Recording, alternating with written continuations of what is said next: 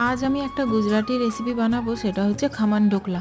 প্রথমে আমি একটা বাটিতে প্রায় 150 গ্রাম মতো বেসন নিয়ে নিয়েছি। তার মধ্যে অল্প চিনি আর লবণ, হলুদ মিশিয়ে এটাকে ভালোভাবে মিশিয়ে নেব। এরপর আমি এটাকে 10 মিনিটের জন্য রেস্টে রাখবো। এরপর আমি একটা বাটিতে অয়েল গ্রিস করে তারপরে কড়াতে জল আর স্ট্যান্ড বসিয়ে 10 মিনিট পর একটু ইনো সল্ট দিয়ে একটু জল দিয়ে ভালোভাবে এটাকে ফেটাতে থাকবো। দেখো কতটা ফ্লাফি হয়েছে।